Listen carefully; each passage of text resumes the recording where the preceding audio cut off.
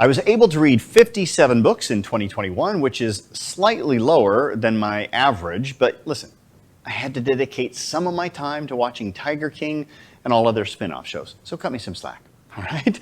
I read books for three main reasons. One is to become a better business person. Two is to become a better citizen. And three, most importantly, is to become a better human.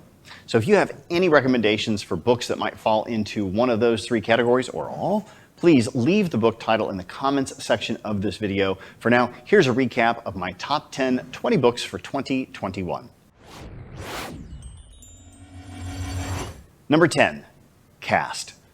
This book takes a unique approach on racial inequalities by comparing the struggles of Black people in America to the caste system in Indian culture. And what I think makes this book so powerful is that the author she uses academic data to drive her points home, not just conjecture or opinion. And by doing this, I think she creates a really wonderful defense for critics of books on equity and equality that simply write off these books as the opinions of someone who's bitter and unable to use the system that we already have in place to succeed. This really destroys that whole ignorant viewpoint. Number 9. Einstein, His Life and Universe. Walter Isaacson is my favorite biographer. He goes far beyond the typical biographies that are more or less kind of like a timeline of somebody's life, and he really takes you into the thinking and the struggles behind the person. This book is no exception.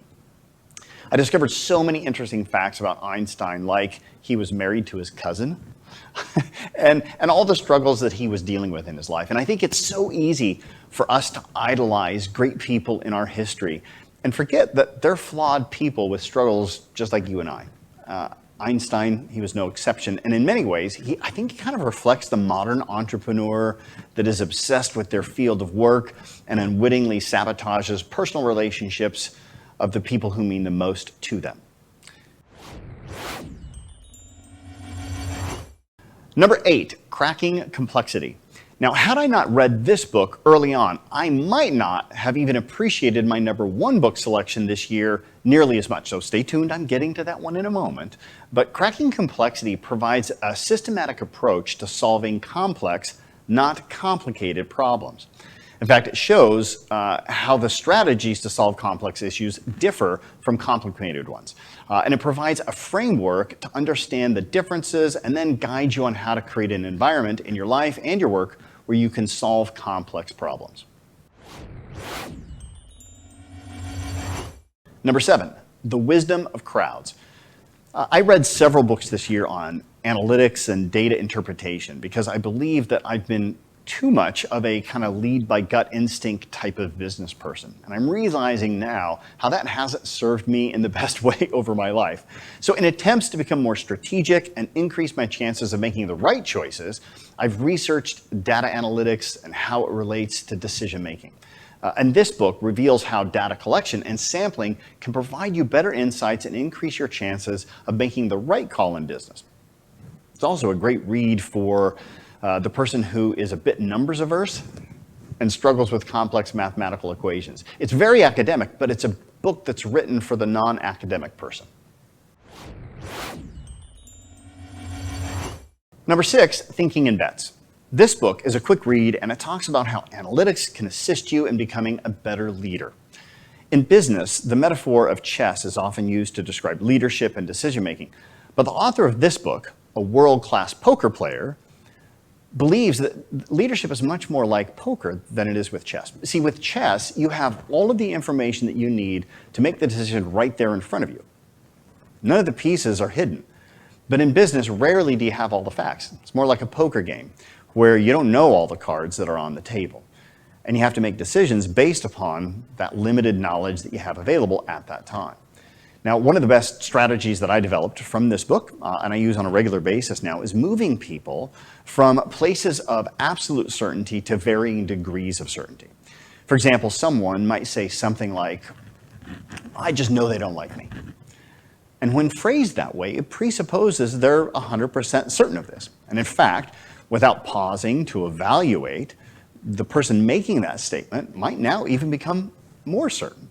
But by asking this simple question, on a scale from 0 to 100, how certain are you? It forces the person to pause. and reassess. Now, they still might just go 100%, right? But most of the time, what I find is they end up saying a lesser number.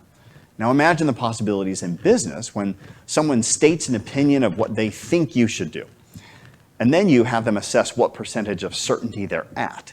It really creates a whole new level of nuance in decision making. Number 5, the righteous mind. The author is a moral psychologist, and his book delves into the simple concept of why we can't just all get along. It addresses the different moral frameworks of liberals and conservatives, and why they, in many ways, are speaking a completely different language from one another. The book digs into the history of how liberals and conservatives have formed their moral models, and then provides a way to communicate with both sides based upon their moral standards. By the way, you won't be converted from liberal to conservative or from conservative to liberal by reading it, right? But you will gain a greater understanding of the nuance and the similarities between the two polarized frameworks. And that might just be enough to help you start communicating with people on that opposite side of the spectrum. The more this book upsets you, the further you probably are to one side or the other of those polarities. I believe personally we'd all be a better society if everybody took the time to read this book. Number 4, getting to yes. This book is straight up one of the best negotiation books I've ever read, possibly second only to Never Split the Difference by Chris Voss. This book is especially applicable if you have to negotiate contracts and or diffuse potential conflicts in business where one or more parties are in disagreement. One of my clients read this book at my recommendation. He implemented almost word for word one of the strategies, and the result was that he was able to keep from losing a high-end client worth a high six-figure contract. It's one of those books that I think you could literally use as a reference guide when you need to negotiate. Number 3, The 360-Degree Leader. Now, I think this book is actually a better management book than a leadership book, as it addresses, in my opinion, management issues and strategies more so than leadership. However, listen, the two are very much tied together, and admittedly, it's a bit of a blurry line. And it does address some leadership issues like influence and change as well. Now, the term 360 refers to the notion that you don't just lead people underneath you, but you also need to influence those that are above you and those that might be considered your equals. So if you become skilled at influencing those above, to the sides, thinking in traditional corporate hierarchy, if you will, and those below you, you're going to become a 360-degree leader. Number 2, A World Without Email. By the way, anything by Cal Newport is worth reading. He is one of, if not my favorite author on the topic of productivity, efficiency, and focus. Now, if the title of the book already creates a bit of anxiety in you, like this, I could never live without email.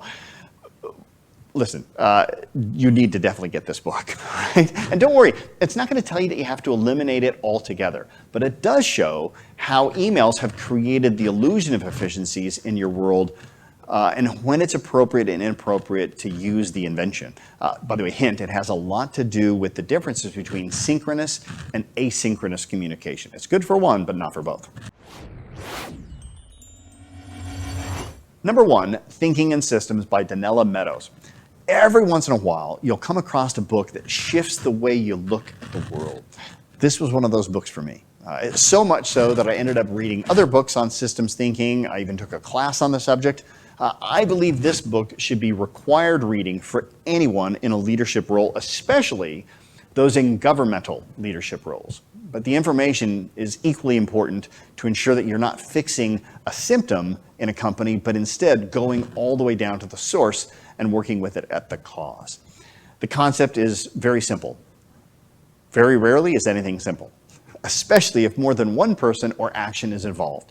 It addresses the ineffectiveness and perhaps danger of thinking in linear terms, and it provides strategies on how to address and solve complex issues that often show up in business and in governance. This is one of those books that ticks all 3 categories of becoming a better business person, a better citizen, and a better human. Get it, read it, use it. You'll be grateful that you did. All right, there you have it. There's my top 10 books for 2021. I devour books, and I'm always on the lookout for a great read.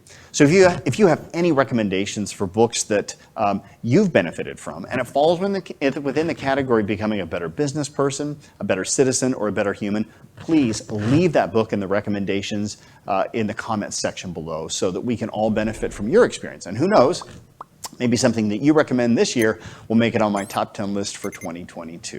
Until next time, let's all try a little harder to be a little better.